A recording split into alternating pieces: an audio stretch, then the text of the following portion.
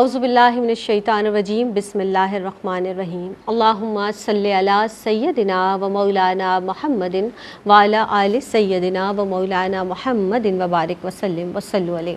دنیا بھر میں جہاں جہاں ARYQ TV دیکھا جا رہا ہے ان تمام ناظرین کی خدمت میں اور جتنی سماعتیں اس وقت مجھے سماعت کر رہی ہیں ان تمام کی خدمت میں سیدہ زینب کی جانب سے السلام علیکم ورحمۃ اللہ وبرکاتہ۔ جناب، آپ دیکھ رہے ہیں پروگرام میری پہچان، اور میری پہچان میں ایک نئے موضوع کے ساتھ آپ کی خدمت میں حاضر ہیں۔ ہم اکثر بات کرتے ہیں والدین کے حقوق کے تعلق سے، یعنی والد یا والدہ، اس میں کوئی دو رائے نہیں ہے کہ دونوں کی جو اہمیت ہے، دونوں کی جو افادیت ہے، دونوں کی جو عزت ہے، تکریم ہے، بلا شبہ اس سے کوئی انکار نہیں۔ لیکن آج جناب ہم بات کریں گے بچوں کے حقوق کے تعلق سے، کیونکہ دین اسلام جو دین فطرت ہے اور اس قدر خوبصورت دین ہے کہ اولاد کے پیدا ہونے سے پہلے دین اسلام نے ان کے حقوق بیان کر دیے ہیں۔ اب جو بچے ہیں نا، ہمارا مستقبل ہے، جو بچوں کے حقوق ہیں ان پر بہت کم ہی بات کی جاتی ہے۔ بچے بھی پریشان ہوتے ہیں، بچے بھی انزائٹی کا شکار ہوتے ہیں، بچے کبھی کبھی جب سمجھداری کی ایج میں آ جاتے ہیں تو وہ والدین سے بہت آگے کبھی کبھی سوچتے ہیں، تو ان کی سوچ، ان کی فکر کو بھی اہمیت دینی چاہیے۔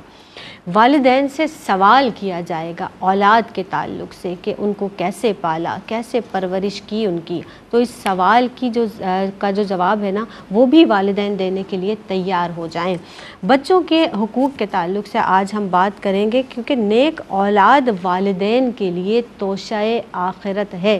تو جیسے ہم اولاد کی پرورش کریں گے، جس طرح ہم ان کے حقوق کی ادائیگی کریں گے، وہ ہمارے لیے آگے چل کر بہترین جو توشہ آخرت ہے نا وہ ثابت ہوں گے۔ آج ہم اس حوالے سے بات کریں گے۔ اس موضوع پر گفتگو کے لیے شریک گفتگو مہمان شخصیات ہمارے آج کے پینل میں شامل ہیں۔ سینئر اسکالر ہیں، بہت اچھا عمدگی کے ساتھ بولتی ہیں، ڈاکٹر پروفیسر ناہید ابرار صاحبہ رونق افروز ہیں۔ ویلکم کرتے ہیں۔ السلام علیکم ورحمۃ اللہ وبرکاتہ۔ وعلیکم السلام زینب۔ آپ میری پہچان میں خوش آمدید کہتے ہیں آپ کو۔ بہت شکریہ زینب۔ ان کے ساتھ اگلی نشست پر زرمینہ خاکوی تشریف فرما ہے، انہیں بھی ویلکم کرتے ہیں۔ السلام علیکم ورحمۃ اللہ وبرکاتہ۔ وعلیکم السلام زینب۔ زرمینہ کیسی ہیں؟ خیریت سے؟ الحمدللہ۔ آپ بچوں کے حقوق کے تعلق سے آج کی بزم میں انشاءاللہ ہم گفتگو کریں گے۔ سب سے پہلے آغاز کر لیتے ہیں، آپ دین اسلام میں بچوں کے حقوق کی بہت زیادہ زور دیا گیا ہے، بہت زیادہ اہمیت ہے، اس پر روشنی ڈالیے گا۔ اعوذ باللہ من الشیطان الرجیم بسم اللہ الرحمن الرحیم۔ نبی کریم صلی اللہ علیہ وآلہ وسلم نے ارشاد فرمایا، بچے تو جنت کے باغوں کے پھول ہیں۔ جب اللہ تعالیٰ نے نبی کریم صلی اللہ علیہ وآلہ وسلم کو رحمت عطا کی تو زینب اس میں بچوں نے بھی اپنا حصہ پایا۔ زندگی کا حق، پرورش کا حق، نام رکھنے کا حق، آداب اسلامی سے شناسائی کا حق، دینی احکامات پر عمل کرنے کا حق۔ تو سب سے پہلے بتاؤں گی کہ اللہ تعالیٰ نے ہر بچے کو جو پیدا ہوا ہے اسے زندگی کا حق دیا۔ دیکھیے زینب، زمانے جاہلیت میں جب بیٹیاں پیدا ہوتی تھیں تو انہیں زندہ درگور کر دیا جاتا تھا اور ان کی پیدائش کو برا سمجھا جاتا تھا، لیکن دین اسلام نے بچیوں ان رسومات کو ختم کیا اور بچوں کی حفاظت کرنے کا حکم دیا ہے، انہیں مارنے کے بجائے۔ دین اسلام نے بچوں کو جو پہلا حق دیا وہ یہ حق دیا کہ ان کی حفاظت کی جائے اور ان کو محبت اور شفقت سے پالا جائے۔ قرآن پاک میں اللہ تعالیٰ ارشاد فرماتا ہے کہ تنگ دستی کے خوف سے اپنے بچوں کو قتل نہ کرو، تمہیں اور ہمیں رزق دینے والا پروردگار عالم ہے۔ نبی کریم صلی اللہ علیہ وآلہ وسلم کی خدمت میں ایک شخص حاضر ہوا تو آقا دو جہاں صلی اللہ علیہ وسلم بچوں کو چوم رہے تھے، تو کہتے ہیں رسول اللہ بچوں کو چوم رہے ہیں، میرے تو اتنے بچے ہیں، آج تک میں نے کسی بچے کو نہیں چوما۔ تو نبی کریم صلی اللہ علیہ وآلہ وسلم نے ارشاد فرمایا کہ جو رحم نہیں کرتا اس پر رحم نہیں کیا جاتا۔ نبی کریم صلی اللہ علیہ وسلم کی خدمت میں ایک اعرابی حاضر ہوا، کہنے کا یا رسول اللہ، میری ایک بیٹی تھی جو مجھ سے بہت محبت کرتی تھی، میرے ساتھ جنگل میں جا رہی تھی، راستے میں ایک کنواں نظر آیا، میں نے اس کو دھکا دے دیا، وہ مجھے ابا کہہ کر پکارتی رہی لیکن میں نے اس طرف دیکھا تک نہیں۔ جب نبی کریم صلی اللہ علیہ وآلہ وسلم نے سنا تو آپ اتنا روئے کہ दाढ़ी मुबारक आंसुओं से तर हो गई। और नबी करीम सल्लल्लाहु अलैहि वसल्लम ने फरमाया कि अल्लाह ने तुम पर हराम फरमाया माओं से नाफरमानी करना और बेटियों को ज़िंदा तरकोर करना। देखिए, परवरिश का हक़, बच्चों की इस्लामी उसूलों के मुताबिक परवरिश करना, उनकी निगहदाश्त करना, उनकी सही तरीक़े से उनको ज़िंदगी के तौर तरीक़े सिखाना, उनकी सफाई सुथराई का ख्याल रखना और उनके हलाल और पाक चीज़ों से उनकी परवरिश करना वालिदैन का फ़र्ज़ है। इमाम हसन छोटे से थे तो सदक़े की खजूरों में से एक खजूर उन्होंने अपने मुंह में रख ली, तो नबी करीम सल्लल्लाहु अलैहि वसल्लम ने उंगली डालकर वो खजूर निकाली और कहा कि सदका आले मोहम्मद पर हराम है। फिर इस्लामी आदाब से शनासाई। देखिए ज़ैनब, जब बच्चा पैदा होता है तो ना खा सकता है, ना पी सकता है, ना नफ़ा नुकसान को समझता है, तो वालिदैन का फ़र्ज़ होता है कि इसकी सही अंदाज में परवरिश करें। नबी करीम सल्लल्लाहु अलैहि वसल्लम ने इरशाद फरमाया कि जिस शख्स को अल्लाह औलाद दे तो उसका अच्छा नाम रखे, इसकी तालीम व तरबियत करे, इसकी बेहतर निगहदाश्त करे, जब वो सने बलूगत को पहुँचे तो इनके निकाह का बंदोबस्त करे। देखिए, जब बच्चा बोलना सीखे तो माँ का फ़र्ज़ है कि अपने बच्चों को ला इलाहा इल्लल्लाह कहना सिखाएं। जब बच्चों को अपनी 3 खसलतों का आदी बनाएं, नबी करीम सल्लल्लाहु अलैहि वसल्लम से मोहब्बत करना सिखाएं, अहले बैत से मोहब्बत करना सिखाएं, अपने बच्चों को इस्लामी तरीक़े सिखाएं, सीधे हाथ से खाना खाना सिखाएं, नमाज़ पढ़ने का तरीक़ा सिखाएं, वज़ू करने का तरीक़ा सिखाएं, तिलावत कलाम पाक करने का तरीक़ा सिखाएं। फिर आप ही देखिए, नाम हुस्न का हक़, जब बच्चा पैदा होता है तो नबी करीम सल्लल्लाहु अलैहि वसल्लम ने इरशाद फरमाया कि जिसने मेरे नाम की बरकत और निस्बत से इसका नाम मोहम्मद रखा तो वो और उसका बाप दोनों जो हैं वो जन्नत में दाखिल होंगे। फिर इमाम हुसैन जब पैदा हुए तो अज़ान का हक़, 7 दिन के बाद हकीकी का हक़, बच्चों को दीन इस्लाम ने बहुत से हुकूक़ अदा किए। देखिए, अज़ान कानों में देने से बुराइयाँ दूर होती हैं। नबी करीम सल्लल्लाहु अलैहि वसल्लम ने इमाम हुसैन के कान में अज़ान दी। तो वालिदैन की बहुत बड़ी ज़िम्मेदारी है। अल्लाह ताला ने जो हुकूक़ अदा किए, देखिए ज़ैनब, अल्लाह ताला ने तो जानवरों को भी हुकूक़ अदा किए। अल्लाह ताला ने औरतों को, मर्दों को और कायनात का ज़र्रा ज़र्रा नबी करीम सल्लल्लाहु अलैहि वसल्लम की रहमत से मुस्तफ़ीद हो रहा है। असल मसला ये है कि हम उन हुकूक़ को किस तरह अदा कर रहे हैं, अपनी ज़िंदगी में किस तरह बरूए कार ला रहे हैं। तो अल्लाह हमारी नस्लों को अच्छा इंसान, अच्छा शहरी और अच्छा मुसलमान बनने की तौफीक अता फरमाए। आमीन आमीन। बहुत प्यारे अंदाज से आपने अहमियत उजागर फरमाई है।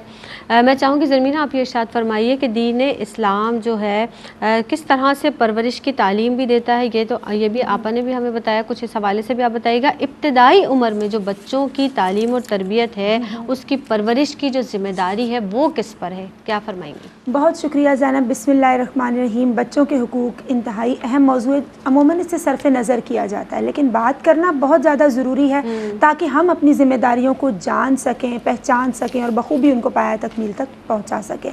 अब हम जब सोसाइटी पर निगाह डालते हैं तो तालीम के हवाले से अच्छा रुझान नज़र आता है। वालिदैन भी अच्छे से अच्छा इंस्टीट्यूशन सेलेक्ट कर रहे होते हैं अपने बच्चे के लिए, तालीमी इदारों में अच्छी तालीम दी जा रही होती है ताकि बच्चे अच्छे सिटीज़न बन सकें।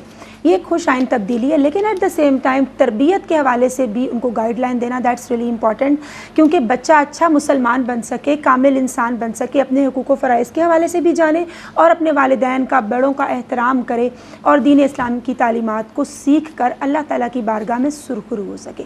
जब हम बात करते हैं कि ये किसकी ज़िम्मेदारी है, तो कुरान पाक में फरमाया गया, सूरह तहरीम की आयत हैं, या अय्युहल्लज़ीना आमनू कू अनफुसकुम व अहलीकुम नारा वक़ूदुहन नासु वल हिजारा, कि ए ईमान वालों, अपने आप को और अहले खाना को जहन्नुम की आग से बचाओ कि जिसका ईंधन आदमी और पत्थर हैं। फिर हदीस मुबारका के हवाले से मुफस्सिरीन किराम इसको कनेक्ट करते हैं एक हदीस से कि जिसमें आका अलैहिस्सलातु वस्सलाम ने फरमाया कि तुम में से हर एक शख्स निगहबान है और उससे उसकी रियाया के हवाले से सवाल किया जाएगा। अब हम देखते हैं कि मेन रिस्पॉन्सिबिलिटी तो वालिदैन पर आयद होती है, पेरेंट्स पर, लेकिन सबसे पहले तरबियत होती क्या है? तरबियत किसी भी शय को आहिस्ता आहिस्ता बतदरीज उसके दर्जा कमाल तक पहुंचा देने का अमल है। अब अपनी अपनी डोमेन में हम देखते हैं कि दीन इस्लाम की तालीमात की रोशनी में हर एक को निगरान और निगहबान बना दिया गया, यानी उसने तरबियत करनी है, हुक्मरानों ने करनी है अपनी रियाया के हवाले से। फिर इसी तरह से जो उलमा व मशाइख हैं, स्कॉलर्स हैं, टीचर्स हैं, पेरेंट्स हैं। लेकिन हम जानते हैं कि घर माशरे का बेसिक यूनिट है, बुनियादी इकाई है। घर में से बच्चा अगर गुस्सा सीखता है तो माशरे में भी वो नेगेटिव इम्पैक्ट्स देखने को मिलते हैं हमें पर्सनालिटी में, और अगर वो पॉजिटिविटी सीखेगा तो बाहर जाके वो बता रहा होता है कि ये चीज़ गलत है, اور یہ چیز صحیح ہے.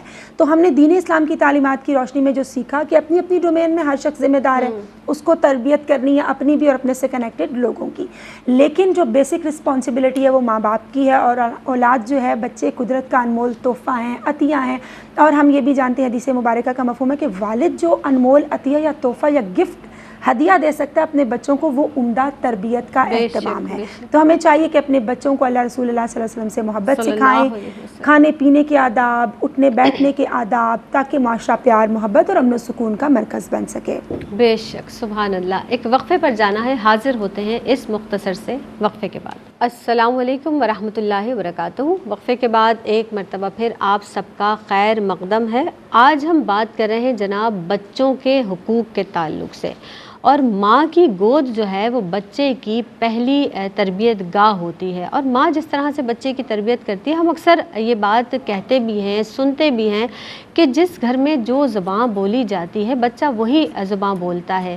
لیکن ہم یہ نہیں سوچتے کہ جو کام ہم کرتے ہیں بچہ وہ بھی سیکھتا ہے, تو وہ کام ہمیں کرنے چاہیے تاکہ بچے کی اصلاح ہو سکے. ڈاکٹر صاحبہ ہمارے ساتھ موجود ہیں. ڈاکٹر صاحبہ, اب بچوں کے, جیسے ہم نے گھریلو ماحول کی اور ابتدائی تربیت کی بات کی, بچوں کا جو ارد گرد کا ماحول ہوتا ہے آپا, ان کی جو کمپنی ہے, ان کی جو صحبت ہے, اس کا خیال رکھنے کے حوالے سے, اس تعلق سے اس کی اہمیت کو آپ کیسے دیکھتی ہیں, فرمائیے گا. دیکھیے زینب, کسی بھی گھر کا ماحول اچھا ہوتا ہے تو بچے پر مثبت اثرات مرتب کرتا ہے. صحیح. اگر کسی گھر کا ماحول اچھا نہیں ہوگا تو وہ بچے پر منفی اثرات مرتب کرے گا. اگر بچوں کی اچھی صحبت ہوگی تو اچھی باتیں اختیار کریں گے, بری صحبت ہوگی تو بری باتیں اختیار کریں گے. آپ نے بڑی پیاری بات کہی کہ ماں کی گود جو ہوتی ہے بچے کی پہلی تربیت گاہ ہوتی ہے. بچے کی پیدائش کے بعد ماں کے مشن, کام اور فرض کا آغاز ہوتا ہے. دیکھیے زینب, ہم دیکھتے ہیں کہ جن گھروں میں والدین نماز کے عادی ہوتے ہیں, تلاوت کلام پاک کے عادی ہوتے ہیں, دینی احکامات کے عادی ہوتے ہیں, سنت نبوی پر عمل کرتے ہیں, جھوٹ نہیں بولتے, تو بچوں کی شخصیت پر اثرات بھی بہتر مرتب ہوتے ہیں اور ان کی صحبت بھی اچھی ہوتی ہے. اس کے برعکس ہم دیکھتے ہیں کہ جس گھروں میں ہر وقت لڑائی جھگڑا رہتا ہے گا تو وہاں والدین کے سکون تو برباد ہوتا ہے, لیکن بچوں کے ذہنوں پر بھی نفسیاتی, معاشرتی, سماجی اثر پڑتا ہے. وہ بچے گھر سے باہر جا کر بہت بری صحبتوں کا شکار ہو جاتے ہیں. تو اس سے سب سے بہتر ہے کہ صحبت سے پہلے کہ گھر کا ماحول اپنا اچھا بنائیں. جب گھر کا ماحول آپ کا اچھا ہوگا نا تو بچہ باہر جا کر بھی برے لوگوں کی صحبت اختیار نہیں کرے گا کہ نہیں میں گھر جاؤں گا تو میری ماں پوچھے گی تو میں کیا جواب دوں گا. تو اس میں ماں کا اور والدین کا فرض ہے کہ بچوں کے آنے جانے کے ٹائم نوٹ کریں.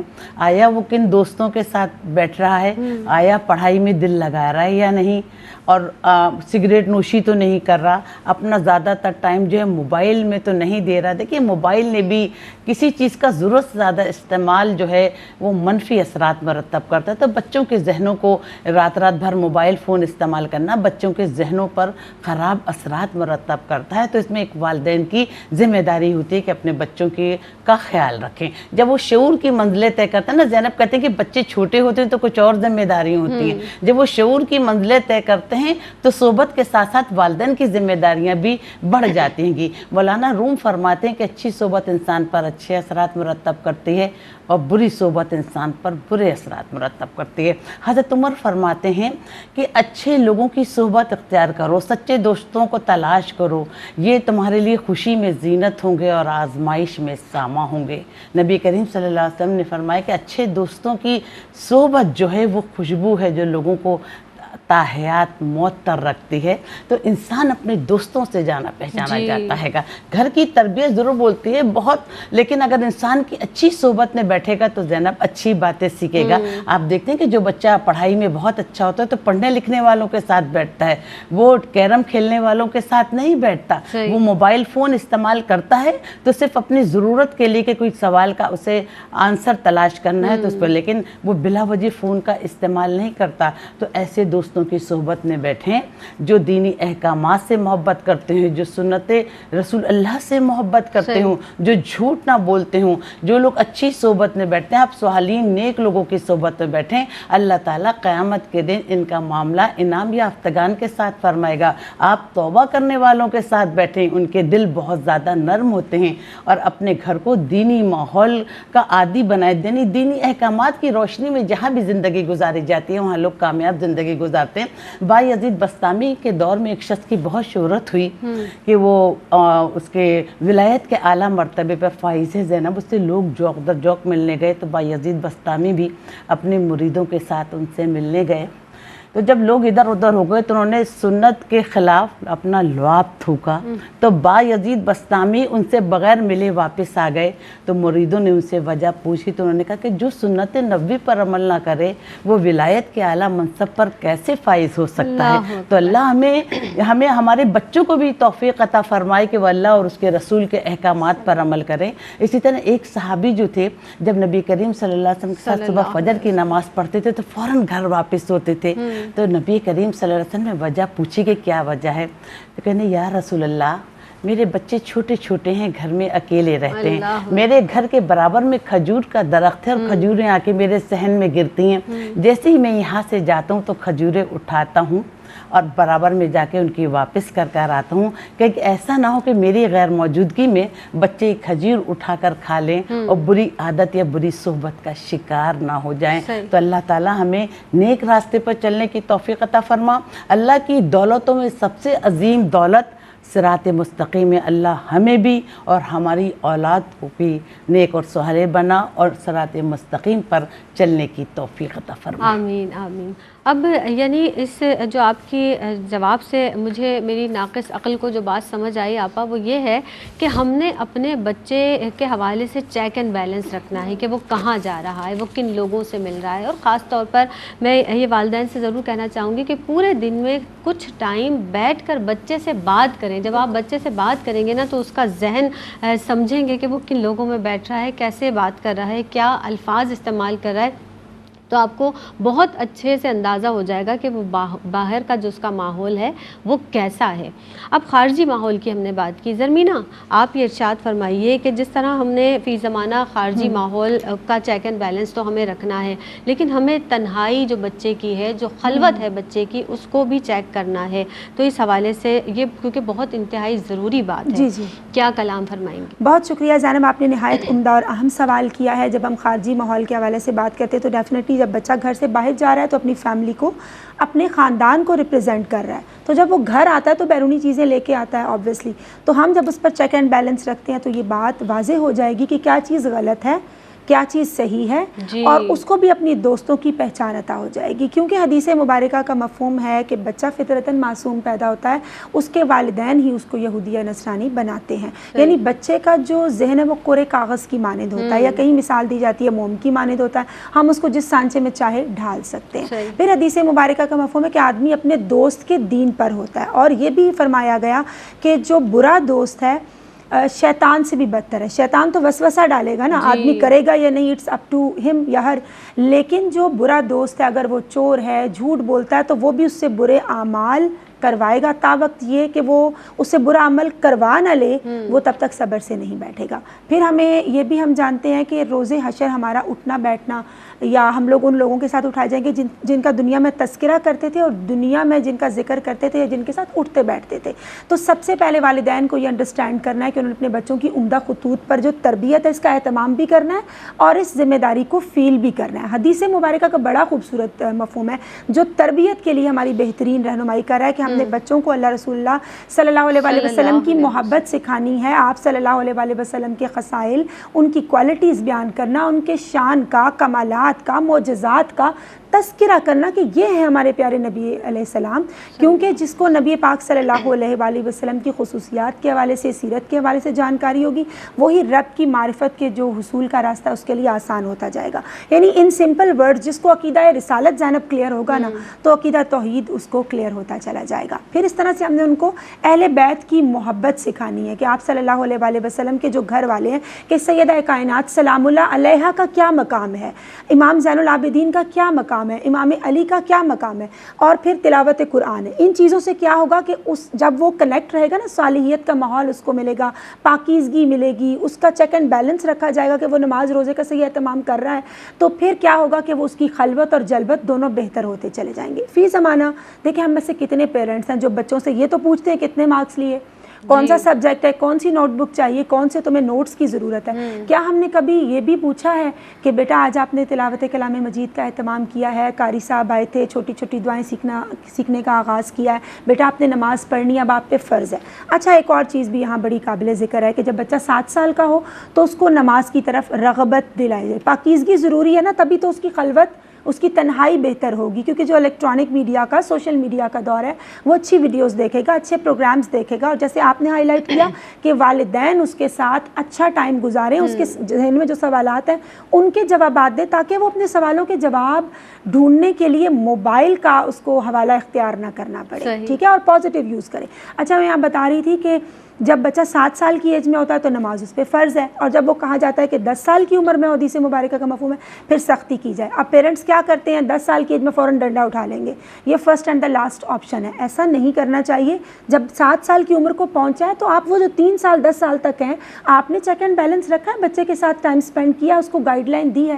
اور حدیث مبارکہ کا یہ بڑا پیارا مفہوم ہے کہ جو یقیناً ہمارے لیے بہترین گائیڈ لائن ہے، اور ہمارے دل میں اللہ کی خشیت بیدار کرے گا کہ قیامت کے روز ایک شخص بہت زیادہ نیکیوں کا ڈھیر لے کر آئے گا، اور تھوڑی ہی دیر میں اعلان کیا جائے گا کہ اس سے ساری نیکیاں لے لی گئی اور اس کو داخل جہنم کر دیا گیا. اس کی ریزن یہ بتائی جائے گی کہ اس کے جو بیوی بچے ہیں وہ آئیں گے، بتائیں گے کہ انہوں نے ہمیں حرام کھلایا، ہماری تربیت اچھی نہیں کی، ہمیں اچھائی نہیں سکھائی. جو گناہوں کا وبال ہے، گناہ صغیرہ کا یا کبیرہ کا، وہ اس پر آ جائے گا. تو اس کے لیے ضروری ہے کہ اس کے خلوت کے جلوت کے ماحول کو بہتر بنانے کے لیے بچوں کو اسلامی تعلیمات کے ساتھ کنیکٹ کیا جائے. جی بہت شکریہ زرمینہ. ایک وقفے پر جناب ہمیں جانا ہے، حاضر ہوتے ہیں اس مختصر سے وقفے کے بعد. السلام علیکم ورحمۃ اللہ وبرکاتہ. آپ دیکھ رہے ہیں پروگرام میری پہچان، اور آج جناب ہم بچوں کے حقوق کے حوالے سے بات کر رہے ہیں. بہت جو مشہور محاورہ بھی ہے کہ کھلاؤ سونے کا نوالا اور دیکھو شیر کی نگاہ سے. جب ہم شیر کی نگاہ سے دیکھنے کا مطلب واقعی یہی ہے در حقیقت، جس طرح ہم بات کر رہے تھے کہ بچوں پر چیک اینڈ بیلنس رکھنا ہے. اب خلوت کی بات بھی ہوئی، جلوت کی بات بھی ہوئی. جب بچہ موبائل فون لے کر بیٹھا ہے تو وہ جو اسکرین ٹائم ہے اس کا، ایک تو وہ ٹائمنگ بنائیے، اس کے ساتھ بیٹھ کر وہ وقت گزاریے تو اور بھی زیادہ اچھی بات ہے، تاکہ وہ ایک اس کے اوپر ایک پریشر بھی رہتا ہے کہ میرے ساتھ کوئی ہے، تو وہ غیر ضروری چیزوں میں نہیں جاتا ہے. یہ بھی بہت زیادہ ضروری ہے. ڈاکٹر صاحبہ ہمارے ساتھ موجود ہیں، زرمینہ خاکوی صاحبہ ہمارے ساتھ تشریف فرما ہیں. ڈاکٹر صاحبہ اب میں آپ سے یہ ضرور پوچھنا چاہوں گی، کیونکہ ہماری سوسائٹی میں کچھ والدین ایسے ہیں جو ابتدائی عمر سے بچوں کو کسب معاش پر لگا دیتے ہیں یا ان پر معاشی ذمہ داری ڈال دیتے ہیں. ہمیں یہ بتائیے کہ بچوں کی جو معاشی ذمہ داری ہے وہ کس کی ہے، سب سے پہلے تو یہ بتائیے، اور کس عمر تک یہ بچے کا حق ہے؟ زینب 3 حصوں میں اس سوال کا جواب ہے، میں آپ کو دے رہی ہوں. کہ ہم دیکھتے ہیں کہ اکثر گھروں میں والدین غربت کی وجہ سے، جہالت کی وجہ سے، کم علمی کی وجہ سے اپنے بچوں کو تعلیم کی دولت سے آشنا کرنے کے بجائے ان کو کام کاج میں بٹھال دیتے ہیں. معاشی بوجھ بچوں کے لیے مشقت کا باعث ہوتا ہے گا. کوئی والدین اپنے بچوں کو کاج بٹن کی دکان پہ بٹھال دیتے ہیں، کوئی پرچون کی دکان پہ بٹھال دیتے ہیں. میں نے دیکھا نا جب ہم آتے ہیں یہاں پر بھی کوئی ٹائر پنکچر کی دکان پہ بیٹھا ہے. اس سے بچوں کی ذہنی اور جسمانی نشو و نما جو ہے وہ مفلوج ہو کر رہ جاتی ہے. ایسے بچے احساس کمتری کا شکار ہو جاتے ہیں. دیکھیے جب صبح ہوتی ہے تو بچے بیگ لٹکائے اسکول جا رہے ہوتے ہیں، تو ایسے بچے جو ہے حسرت بھری نگاہوں سے ان بچوں کو دیکھتے ہیں، اور پھر ان کی زندگیاں جو ہیں وہ محرومیوں میں گزرتی ہیں. ایک ماں باپ جو ہوتے ہیں اپنے گھر کے سربراہ کی حیثیت رکھتے ہیں. ماں گھر کی ذمہ داریاں سنبھالتی ہے، والد جو ہے رات دن محنت مشقت کر کے کما کے لاتا ہے اور اپنے بچوں کی ضروریات زندگی پوری کرتا ہے. تو بچے کی ضروریات زندگی پوری کرنا والد کی ذمہ داری ہے. اور جب تک بچہ شعور کی منزلیں نہیں طے کر لے، جب بچہ شعور کی منزلیں طے کرنے لگتا ہے تو والد کی ذمہ داریوں میں بھی کمی آ جاتی ہے. وہ بھی بیٹا بھی جو ہے اپنے باپ کا سہارا بنتا ہے گا. پھر ہم یہ دیکھتے ہیں گے زینب کہ بچے جو ہیں گے آنکھوں کی قرآن پاک میں بچوں کو آنکھوں کی ٹھنڈک قرار دیا گیا ہے. بچے انمول عطیہ ہیں گے. کچھ میں نے گاؤں کا ایک تجزیہ کیا، گاؤں میں گئی تو دیکھا زینب کے بچے جو ہیں ننگے پاؤں، گرمی ہو یا سردی ہو، گدا گاڑی یا بیل گاڑی چلا رہے ہیں، انہوں نے پھٹے کپڑے پہنے ہوئے، منہ ان کا نہیں دھلا ہوا ہے گا، اور ان کے دانت بھی صاف نہیں ہیں، اور وہ مطلب پاکیزگی صفائی ستھرائی کے اصولوں سے بالکل ناواقف ہیں، ان کے ناخنوں میں میل جمع ہوا ہے۔ دیکھیے بچے معصوم ہوتے ہیں، جذبات سے بھرپور ہوتے ہیں، نفع نقصان کو نہیں سمجھتے، ان کے ذہن کورے کاغذ کی طرح ہوتا ہے۔ تو والدین کا بھی فرض ہے کہ جو بچوں کے گھومنے پھرنے کے دن ہیں، جو محبت و شفقت کے دن ہیں، وہ والدین انہیں محنت و مشقت کے کاموں میں لگا کر ان کی زندگی کی خوشیاں چھین لیتے ہیں، بچے محرومی کا شکار ہو جاتے ہیں۔ پھر اس کے بعد زینب ہم یہ دیکھتے ہیں کہ جن بچوں کا کوئی کفیل نہیں ہوتا، اب دیکھیں یتیم بچے یتیم خانوں میں ڈال دیے جاتے ہیں، یا ان کو بھی رشتہ دار یا ملنے جلنے والے بچپن سے کام کاج پہ لگا دیتے ہیں، ایسے بچے جو ہیں جرائم یا نشے کا عادی ہو جاتے ہیں۔ پھر ہم جیلوں میں دیکھتے ہیں کہ جو بچے ہوتے ہیں چھوٹے چھوٹے کوئی جرم کرتے ہیں، انہیں گرفتار کر لیا جاتا ہے، بند کر دیا جاتا ہے، تو جیلوں میں ان سے بھی بڑی جبری مشقت لی جاتی ہے۔ تو اس سلسلے میں حکومت کا بھی فرض ہے کہ جو بچے لاوارث ہوں، جو بچے قیدی ہیں، ان کی ضروریات زندگی کا اہتمام کرے، ان کی بیسک نیڈز کے علاوہ ان کو ایجوکیشن دے، انہیں کام کاج پہ نہ بٹھائے۔ اسی کی بچوں کے کھیلنے کودنے کے دن ہیں، یہ بچوں کی محبت کے دن ہیں، یہ بچوں کے انجوائے کرنے کے دن ہیں۔ اگر بچہ بچپنی سے یہ ان کاموں پہ بیٹھ جائے گا، دیکھیے ایک فلسفہ اور بھی ہے کہ زینب ساری زندگی میں والدین کو بھی سمجھاتی ہوں کہ ایک بچہ جو ہے پھر لڑکا پھر مرد بنتا ہے تو وہی گھر کا سربراہ ہوتا ہے، ساری زندگی اسے ہی کمائی کر کے اپنے بیوی بچوں کو پالنا ہے، لیکن بچپن سے یہ تکلیفیں دینا اور بچوں کو نظر انداز کرنا، ان کی محرومیت سے مت کھیلیں، انہیں تعلیم کی دولت سے آشنا کریں۔ اسی کے تعلیم انسان کے اخلاق کو سنوارتی ہے، ان کے کردار کو نکھارتی ہے، ان میں صحیح اور غلط کا تجزیہ پیش کرتی ہے۔ تو آپ اس سلسلے میں گورنمنٹ آف پاکستان کی بھی ذمہ داری ہے، والدین کی بھی ذمہ داری ہے، اساتذہ کی بھی ذمہ داری ہے، ہمارے بزرگوں کی بھی ذمہ داری ہے کہ بچوں کو تعلیم کے ساتھ ساتھ دینی تعلیم سے بھی آشنا کریں تاکہ ان کی زندگی اچھی گزرے اور زندگی اپنی وہ بہترین اصولوں پر گزار سکیں۔ بے شک۔ اب جیسے ہم یہ سمجھتے ہیں نا کہ ہم 6 سال 7 8 سال تک بھی بچے کو کہتے ہیں کہ چھوٹا ہے، ابھی ہم سمجھا دیں گے، ابھی اس کی تربیت کر لیں گے۔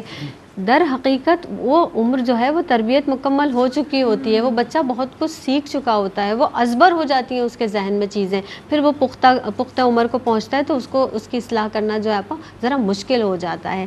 زرمینہ اب یہ بتائیے گا کہ بعض اوقات بچوں پر جو بعض گھرانوں میں ہم نے دیکھا ہے بے جا سختی، بہت زیادہ سختی، ہر وقت ہر چیز پہ یہ نہ کریں وہ نہ کریں، یعنی بہت زیادہ سختی کی جاتی ہے۔ کس طرح یہ جو سختی ہے یہ ان کی شخصیت میں بگاڑ کا سبب بنتی ہے، یہ بھی ارشاد فرمائیے گا۔ دین اسلام ہمیں کیا طریقہ اس تعلق سے بتاتا ہے، کہیے گا۔ بہت شکریہ زینب۔ دیکھیں قرآن پاک میں سورہ فرقان میں فرمایا گیا، جہاں عباد الرحمن کا ذکر ہے، اللہ کے نیک بندوں کا، ربنا حب لنا من ازواجنا و ذریاتنا، کہ یا اللہ ہمیں نیک ازواج عطا فرما اور ہماری ذریت کو، ہماری اولاد کو ہماری آنکھوں کی ٹھنڈک بنا۔ اور یہ انبیاء کرام کی بھی دعائیں تھیں کہ یا اللہ ہمیں نیک اولاد عطا فرما۔ جب ہم اس طرح سے دعا کرتے ہیں تو ڈیفینیٹلی یہ قدرت کا ایک انمول گفٹ ہے۔ اب ہم نے ان کی اچھے خطوط پر عمدہ تربیت کا ہر حوالے سے، خلوت میں جلوت میں، ہر طرح سے being a parent being a teacher اہتمام کرنا ہے تربیت کا، کیونکہ حضرت عبداللہ ابن مسعود رضی اللہ تعالیٰ عنہ روایت کرتے ہیں کہ جب مجلس میں مجھ پر سستی کی کیفیت طاری ہو جاتی تھی تو میری بچوں کے جو چہرے ہیں میرے بچوں کے وہ آنکھوں کے سامنے آ جاتے تھے، تو میں فوراً ایکٹیو ہو جایا کرتا تھا۔ پھر آپ دیکھیں خواجہ قطب الدین بختیار کاکی رحمۃ اللہ علیہ کے حوالے سے میں پڑھ رہی تھی کہ ان کو جب وہ اپنے مدرسے میں جاتے ہیں پڑھنے کے لیے استاد کے پاس تو 15 پارے ان کو آلریڈی حفظ ہوتے ہیں۔ کیوں؟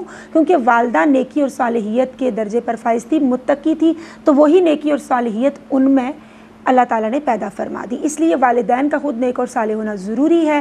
پھر ہم یہ جانتے ہیں کہ ریاست کی ذمہ داری ہے کہ وہ اسلامک قوانین کا نفاذ کرے تاکہ بچے اپنا اچھا رول معاشرے میں ادا کر سکیں، معاشرہ پیار محبت اور امن و سکون کا مرکز بن سکے، ایک اچھی اسلامک سوسائٹی کا ایک تصویر پیش کر سکے اور خلافت راستہ کی تصویر پیش کر سکے۔ اب میں آپ کے سوال کی جانب آنا چاہوں گی کہ آپ نے کہا بیجا لاڈ پیار یا سختی۔ دیکھیے بیجا، ہمارے معاشرے میں 2 ہی نظریات پائے جاتے ہیں کہ ایک بیجا لاڈ پیار، ہر ان کی ضد کو مان لینا، ان کی بات کو پورا کرنا، اور ایک بے جا سختی، ہر وقت کی روک ٹوک۔ اب اس سلسلے میں اگر والد ایسے ہیں تو والدہ کو محتاط ہونے کی ضرورت ہے، والدہ ایسی ہیں تو پھر والد محتاط ہو جائیں کہ اگر والد تھوڑا سختی دکھاتے ہیں بچے کو اس کی عمدہ تربیت کے لیے، یا ان کا مزاج ایسا ہے، تو والدہ والد اور بچے کے درمیان ایک پل کا، ایک برج کا کام کرے گی، ان کو بتائے گی کہ بچے کی یہ اچھی کوالٹیز ہیں، اس نے ایگزام میں اچھے نمبر لیے ہیں، اس کی یہ اچھی اخلاق و عادات اور خصائل ہیں، اور بچے کو بھی بتائے گی کہ تمہارے والد تمہاری بہتری کے لیے تمہیں سخت کلمات کہہ گئے ہیں، والد کا اتنا اچھا درجہ ہے، تمہاری عمدہ تربیت کریں۔